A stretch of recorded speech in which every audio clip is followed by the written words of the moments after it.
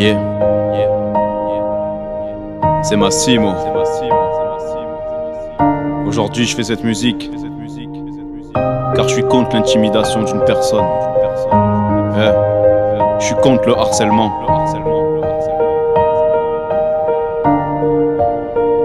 Dans cette musique, il y a 3 histoires. 3 femmes. 3 femmes harcelées. Je vais vous les raconter,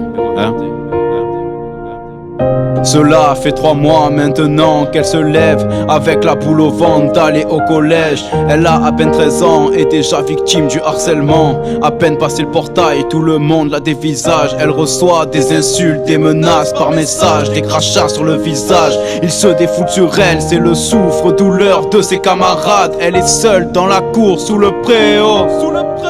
Elle pense au pire, à rejoindre le Très-Haut. Elle en parle à personne, quand elle rentre, elle s'isole. Elle pleure en s'asseyant sur le sol. Elle pense à partir loin, y'a que ça qui la console. Elle pense à tout, elle pense à rien.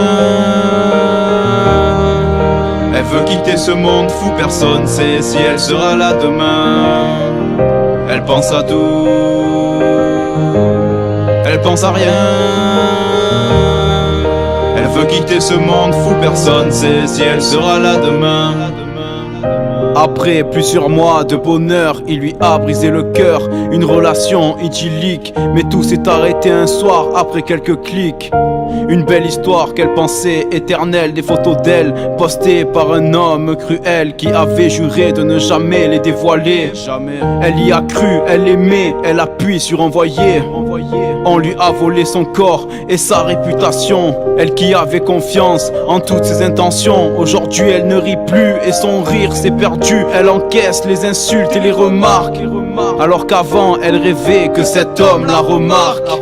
La solitude l'a brisée après l'école. Elle s'enferme dans cette pièce aussi noire que ses idées. Elle mange à peine, appelle à l'aide. Elle sait plus rire et son espoir elle a perdu en même temps que son sourire. Connexion sur les réseaux, spectatrice de son fléau. Elle pensait voir le monde de plus beau, mais au final c'est le chaos. Hypnotisée par son écran, elle rêvait de temps en temps. Virtuelle réalité l'a fait couler, l'a fait tomber, pensant trouver du réconfort, sortir de ce tunnel sans fin. Elle écrit peut-être ce soir les dernières lignes de son bouquin. Elle pense à tout, elle pense à rien. Elle veut quitter ce monde fou, personne sait si elle sera là demain. Elle pense à tout, elle pense à rien. Elle veut quitter ce monde fou, personne sait si elle sera là demain. Nouveau job, nouvelle vie, nouveau départ dans la ville de ses rêves. Elle a quitté sa famille sans hésiter. Elle part loin, au début tout est beau, tout semble simple. Cet endroit qui l'émerveille, tout se complique. Un jour quand il pose sa main sur elle, elle ne sait pas comment agir. Elle se dit que ça arrive, que c'est normal, mais elle a mal, car chaque jour se produit ce genre d'acte inacceptable. Mais elle veut pas tout foutre en l'air, ruiner sa carrière. Alors elle laisse, elle encaisse et elle se tait. Un jour elle le dira, ça c'est certain, elle le sait. Mais le temps a passé, son cauchemar a grandi. Son rêve s'effondre à cause d'un pervers qu'elle voudrait voir dans une tombe. Elle a décidé d'agir avant qu'elle ne sombre. Un soir seul avec lui, une nouvelle fois se reproduit. Encore une fois la haine lui donne la force de le pousser. Il réagit d'un coup violent, trop mal placé. Ce soir pour la dernière fois il a touché.